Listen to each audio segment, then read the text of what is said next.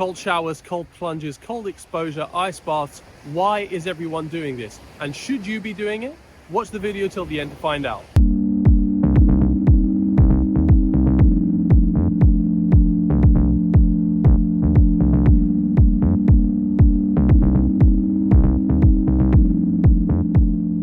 So first and foremost, let's define what is cold exposure, cold plunges. What is this? This is getting into a body of water that is considered cold. The definition that seems to float around the internet is between 7 to 12 degrees Celsius. So anything above 12 degrees Celsius does not really fall into the cold exposure category.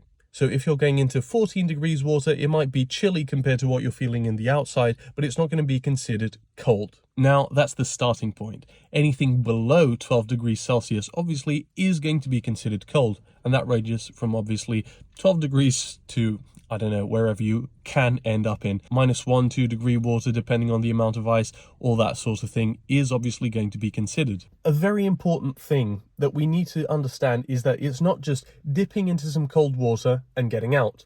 You do seem to need to have to spend a little bit of time immersed in this cold water for your body to be able to have all of the responses that we actually want to elicit from the cold exposure. The consensus seems to be around 3 minutes as a minimum. Anything below that is not going to have the desired effects. Now, I can tell you from personal experience, anything below 3 minutes, you are still usually in the uncomfortable zone. This means that you haven't yet been able to get your body to fully acclimatize to the environment. For example, in the ice baths that I do, below 3 minutes, I still feel quite a bit of pain in my feet because of the cold, because of the vasoconstriction, and the blood vessels contract so that the blood goes from the extremities to the body's core to keep it warm. Now, after the 3 minute mark, usually it does depend on the temperature, your feet do start to feel less pain and just normal, and you just tend to start to be able to fully relax inside the extreme cold water.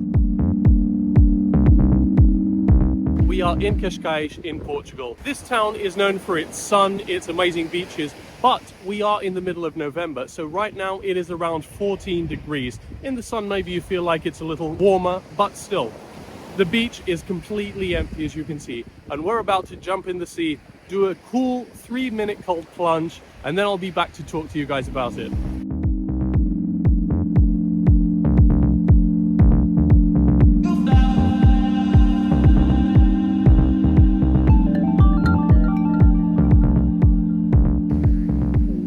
Okay, nice 3 minutes done. That feels absolutely amazing. If you've never done a cold plunge, afterwards you get this weird feeling like you've got a sort of armor around you. It's probably a result of the muscle fibers contracting so much to keep you warm.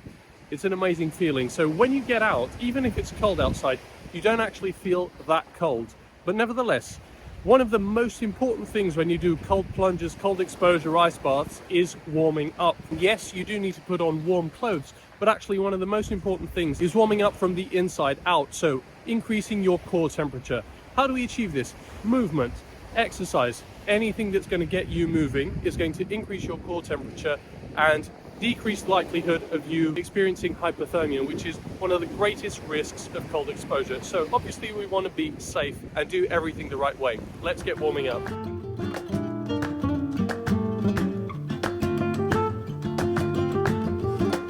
Right, so now that we've got our body moving a little bit, it's time to get the exterior warm as well.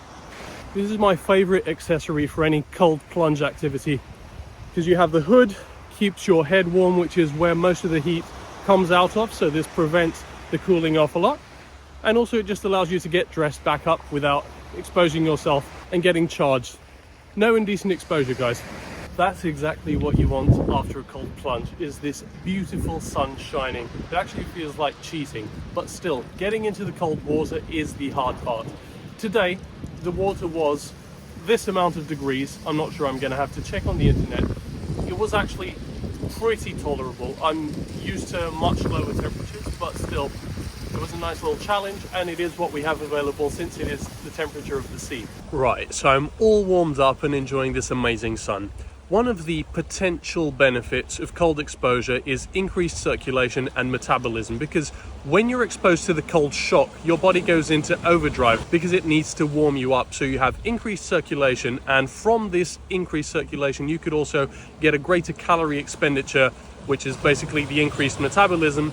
The thing is, this is not completely established, and regarding effects that this might have on potential fat loss, there doesn't seem to be a big correlation between getting cold exposure and losing more body fat. I'll leave all of the links to the studies that support this video in the description. Some studies also show that cold exposure could improve your immune system and give you protection against common colds.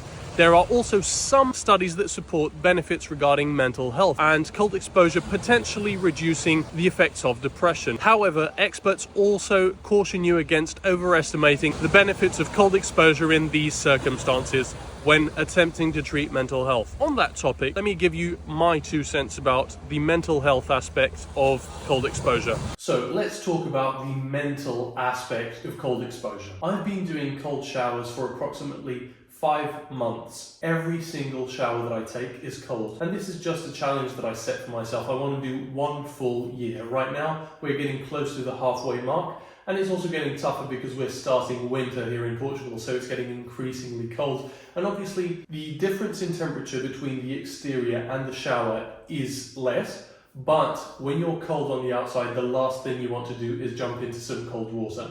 And that's where the mental strength comes in, and the discipline and what have you. Now, regarding developing habits, and that's why I think this is the most important mental challenge. We've all heard these different theories that in order to gain a new habit, you need to stick to it consistently, blah, blah, blah. You need to do it for 21 days. Some people say it needs to be 3 months, whatever it is. Regarding cold showers, cold exposure, jumping into a freezing ice tub, whatever it is, I can tell you, you never get used to it. Now, what I mean by this is, yes, you're going to be able to control yourself, and yes, you're going to be able to withstand it easier and easier. But going from not being in the cold to going into the cold is always going to be tough. No matter what, you always have the shock. So I've been doing this for 5 months, literally every day, guys. I don't go 1 day without showering.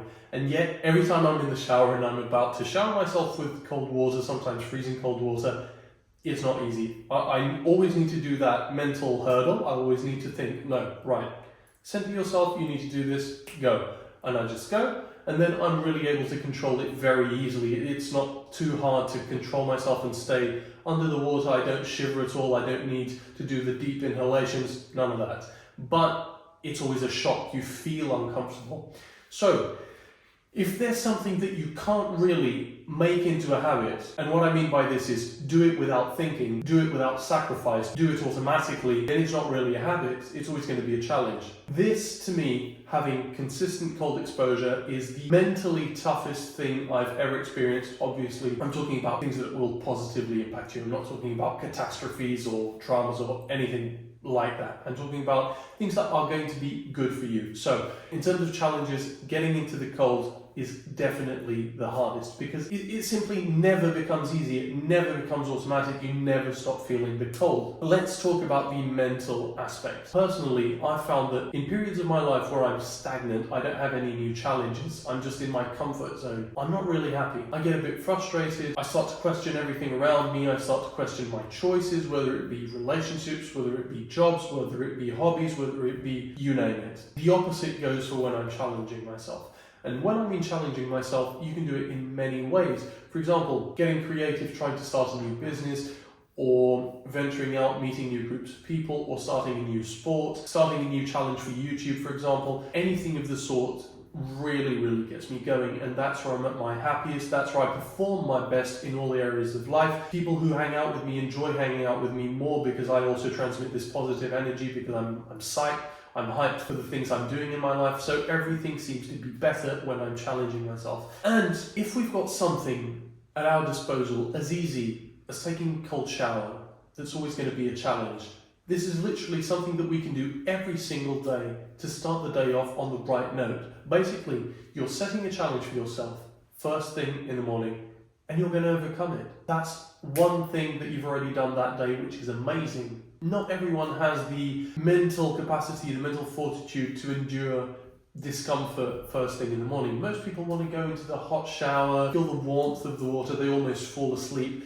And this is just a very cozy way to get into the day. And I just feel that that's not the best way to go about your day. You won't be as productive, you won't feel as fulfilled. As opposed to if you start your day uncomfortable with discipline, everything just seems easier and you're pumped. You already know that you can overcome challenges. It's all about the mental aspect, guys. So once you feel you've conquered that, you're able to go on and conquer whatever comes next. For example, your workout, your job, your project, whatever it is, and you just feel amazing. So circling back to the potential benefits that the cold exposure can have on mental health and treating depression, I'm not sure if there is a correlation between the challenge and curing depression. I'm not going to pretend to be an expert in that field, but to me, it makes a lot of sense. I don't think I've ever been depressed or even close to that, so I can't really identify with people who do, but I know that I have had periods in my life where I have been less happy, less fulfilled, less driven. And ever since I've started making myself aware of this and just consciously challenging myself throughout many areas of life, I've just been a lot happier.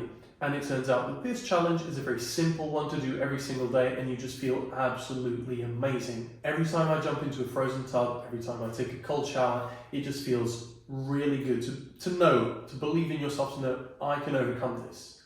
I come out the other side stronger. This did not knock me down. And it's just honestly an incredible feeling. I could not recommend it more. So now that you know why this, in my opinion, is the toughest mental challenge that you can do in a positive way that's going to have some positive impact on you, let's talk about how you could go about starting to implement this in your life. There are a few theories. Some people like to do the hot to cold shower. Some people like to dive straight in. Some people like to go, for example, for a dip in the sea. It really depends a lot. I think you shouldn't really go through the hot to cold approach. I find that that's just delaying the inevitable. I think you should get calm, get centered, get in a comfortable environment, and do start off with the shower. That, in my opinion, is the best way because you're in control. You can turn the water off at any time. You're in a comfortable environment to you, so everything is good minus the cold water. Commit to it, understand, okay, I'm going to turn the shower on, and when this comes and touches my skin, this is going to be really cold. But I'm going to control my breathing, and let's see how this goes. So think about that. Think that you're going to feel cold, accept that fact, and then you need to think that you're going to try and calm yourself down as much as possible. Turn on the cold water, feel the cold, control your breathing. You don't necessarily need to be able to control your breathing the first time you do it because it's going to be rough. You're going to have that natural reflex of doing gasping for air because of the cold. That's what it makes you do. But if you can control that one the first time, that's a very, very good sign. Because it's all about the mental aspect. You just need to convince yourself that you can withstand those very hard circumstances. From there, it's going to get easier and easier. You're going to turn the cold water on, and you're not going to need to think about controlling your breathing as much, and it's just going to be natural.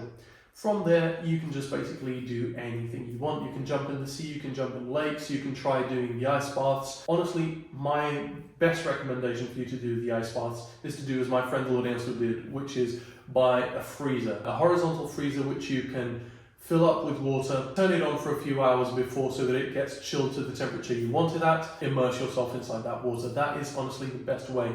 Why? I'm sure you've seen all of these pods on Instagram that they're selling for £100 or €100 or whatever it may be.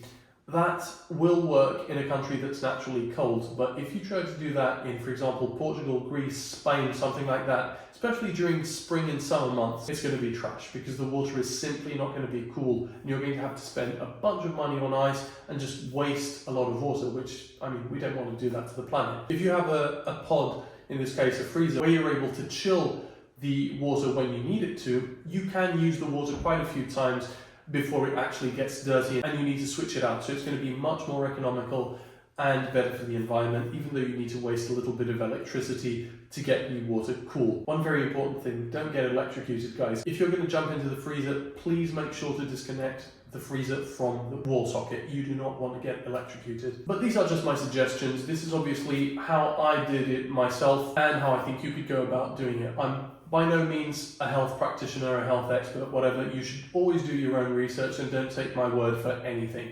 But I'm just transmitting a really positive experience that I've had, but I think might also be beneficial for you. And that is it for this video, guys. I hope you enjoyed it. Cold exposure really has been something amazing in my life. If you have any experiences, please share it below. Even if it was a terrible experience, I'm always going to have some fun reading the comments. And if you're going to try doing this stuff after this video, also let me know how it goes. You can send me a message on Instagram. I'll leave my handle right down in the description. Thank you very much for watching. I will see you guys in the next video.